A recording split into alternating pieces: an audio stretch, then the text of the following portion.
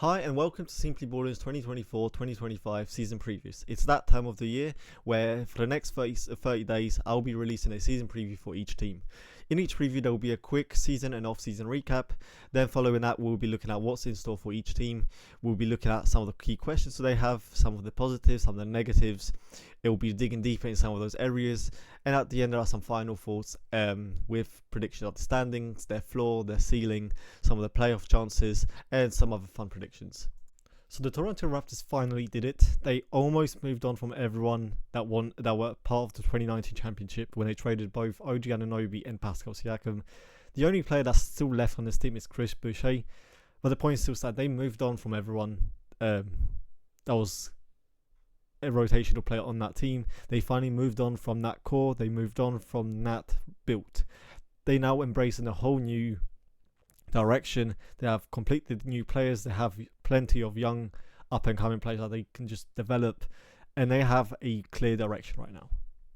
Because last off season I was wondering what their plans or goals were. They struggled to make the playoffs out of the play-in. They made some moves that looked like they were making win now moves. They traded for Jakob Poeltl last year, sending a pick in that trade. They lost Fred VanVleet for nothing, and there was a whole bunch of questions revolving around what to do with Siakam and OG when it comes to the extensions, whether they should trade them. It looked like they were just in limbo, not sure of what direction they need to go in, and this year they finally decided what they wanted to do. That's the best thing about a team when they're in that direction, when they're in that directionless spot like the Chicago Bulls or the Wizards before. They finally pushed all the chips into the young guys. They went for it. They went for the rebuild, and that's the best thing they could have done. That's where they got RJ Barrett, who's only 24 years old, and Emmanuel Quickly, who's only 25. Unfortunately, we didn't get to see a lot of the young players fit together because of the Scotty Barnes injury. They only played 439 minutes, and that trio was plus 3.3 with a 117.3 offensive rating. Whereas if you take Barnes off, that duo of Barnes and Quickly was minus 11.8. RJ was still playing well, but the team was just bad. And there's not much you can take away from when your best player was injured and you just let the young players play, but they were losing badly. And that was their season. Now they have a whole season with them. It's a new approach heading into the season where they can just build around that core. In the off-season, it was doubling down on this kind of build. It was doubling down on the rebuild. It was looking to add more younger players in Jamal Seed, Jonathan Mogbo, and Jacoby Walter. They're adding 3 new rookies. They gave the extension to Quickly, gave the extension to Barnes. They are all in this rebuild right now. So what's in store for the Raptors this season? It's Barnes being healthy and continuing to take the leap. It's how much of what we saw from RJ being real and how much more can he improve? Can Quickly handle the responsibility of a lead ball handler? How good can the 4 young players be together all at once?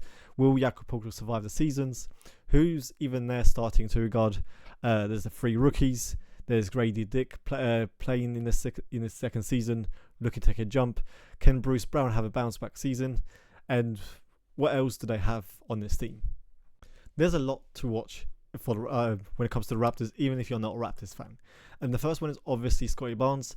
They did give him a max extension, and that's the thing alone when it comes to the Raptors that should have you follow the season. His season was cut short by 22 games because of an injury, and that was a shame because in his last 20 games he was averaging around 19 points, 8 rebounds, 7 assists with 2 stocks. A near triple-double in 20 games. He was seeing so many improvements across the board and hitting career highs in so many areas. Here are some stats over the last 3 seasons. When it comes to his points per 75, it went from 16.2, 16.3 to 20.6 this year. His assists per 75 went from 3.6, 5.1 to 6.3. His 3-point percentage went from 54%, dipped down to 50%, and up again to 53% this year. His 3-point went from 30, 28 to 34. His assist percentage, that has gone up significantly. It went from 15%, 20% to 26% this year. His true shooting percentage is around still below around average at 56%. Not much growth there from his rookie season, which was 55.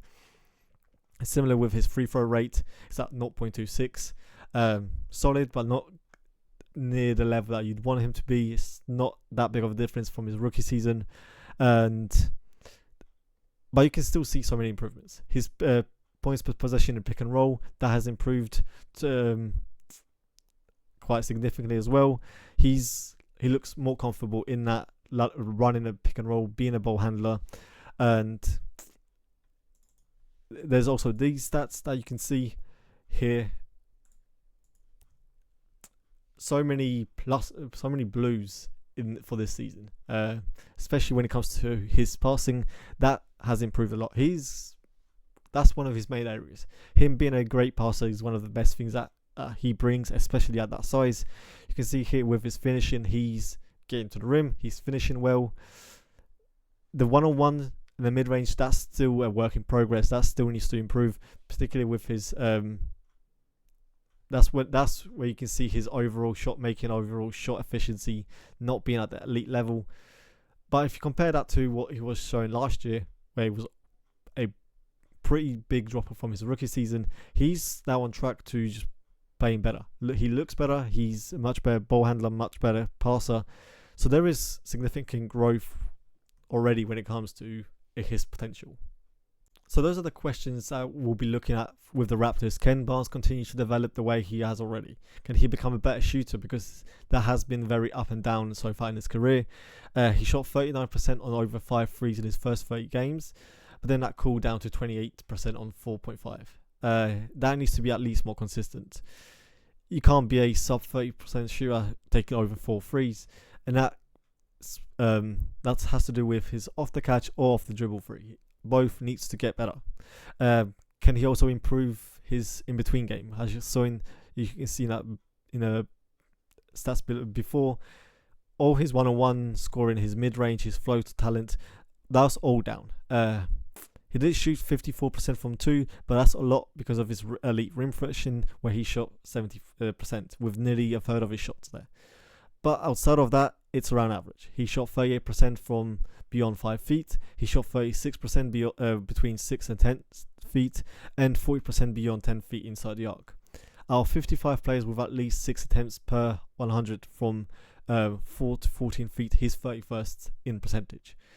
So how much of improvement can he develop there? Because that's going to give him a significant counter to his rim finishing. Because he can get there, he can get downhill. If he can add another counter to his scoring in that in-between game, that's going to help him a lot. So can we see a potential another All-Star appearance? Is that the type of player he is? Is he a kind of player that is worth the max that he got? Also related to that, just want to continue to show his impact. Can the team survive without him? Because with him on, they had a 115.4 offensive rating, and that dropped to 110.2 without him. That's a similar trend last year, and they just couldn't survive without him. So that does show the kind of impact he has, the kind of effect he has on the team's offense, and how can he still have that level of impact, and can even the team just improve that? Can they not be so reliant on Barnes carrying them offensively? And that's where it falls down on RJ and Quickly. 2 other young players that this season will be all about. The first one is RJ, because it was night and day for him when it comes to his stats when he was in New York versus when he was in Toronto. His points per 75 was the same at 23.2. His assists went up from 3.1 to 4.4. His assist percentage went from 13% to 19%. His 2-point percentage, that's where he just took a drastic improvement from 47% to 60%. His shooting went up 33 to 39, which could have some noise, because I'm not sure if I can believe he just made a leap as a shooter like that. But his efficiency as well, it went up from 53% to 61% through shooting. A lot of it was about his drives and his passing. His drives per 36 went from 12 to 13, so he was attacking in a similar rate, but his drives ended in passes more often. He passed out on 27% of his drives in New York versus 37% in Toronto. That alone helps his efficiency a lot, because he replaced some of those tough shots that he could have been taking against contested rim protectors to just making the right read. That's why his passes made per 36 went from 30 to 41. His potential assists per 36 went from 4.7 to 7.7. So his growth as a passer was there. That's the biggest difference outside of his shooting. That looks kind of real. That shows a big change in his approach and his mentality when it comes to scoring versus playmaking. That was one of his biggest weaknesses when it comes to just the shot selection, especially on his drives, because he was able to get downhill in New York, but then he just settled for some of those tough shots. The efficiency was also not there, and I still think that's there's still something cautious about it because it was a small sample, but at the same time the Raptors don't have the best environment for RJ to just take advantage of. It's not like he just went to a team that has full of spacing, full of creators that get him so many open, easy looks. He's doing a lot of the work himself. There's less spacing in Toronto, and yet he's still shooting well at the rim. He still gets there, and he's more efficient. So there has to be improvements that are real, and that's what the season is going to be all about. It's just seeing how much of the progress that he made can translate again, and how much of that can be built on, and whether he can just live up to the potential that was expected for him in a couple of seasons ago. And then there's quickly a former 6th Man of the Year candidate. The question for him is how much responsibility can he handle as the lead primary guard? It looked decent enough with the Raptors so far. He was shooting 39% on over 10 threes. He upped his assist percentage from 16% to 29%, which was a career high. So there are signs already when it comes to his shooting, his playmaking. He was already doing a lot of the stuff that he wasn't doing in York. He also had a career year at the rim. I don't know what the Raptors have that makes players so efficient at the rim. So we could pencil in some improvement, some progress already for him. But I wonder what it's going to look like in a bigger sample now that he's also got paid, because there are now expectations. I wonder what the ceiling is for Quickly. What even is the vision with him? Is he the guy that you just want to have as a primary ball handler?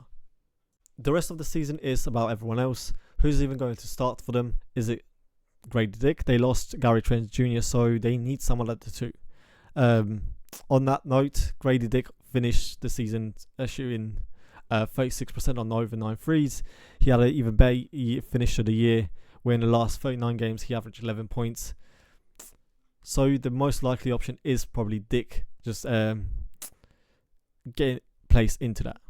Another player was Agbaji, who I'm not sure who even is he. Like, what are his things? What is his role going to be on his team? He came in as a 22-year-old rookie, so he is on the older range.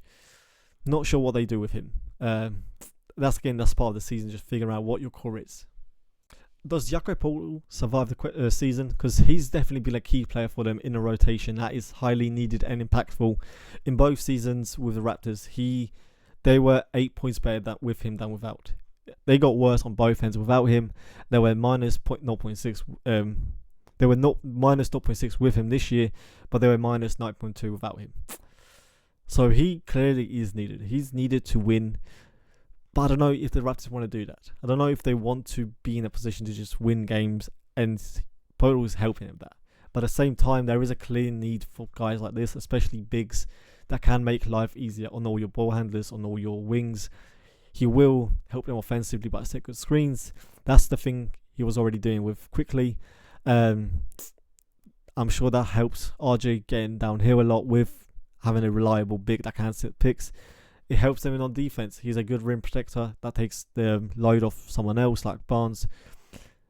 There is real value in having him on the team, even if you're looking to lose and prioritize young players, because you need a good environment for the young players to thrive in. But again, he's a good player that could get you more assets, and he's a player that is helping you win too many games when you probably need to be bad. Then there's also Brown. Will he have a better season? Because he was already having a down year, especially shooting wide with Pacers, and that's also not looking good for him. Can he have a bounce back season? Because his metrics was also looking down.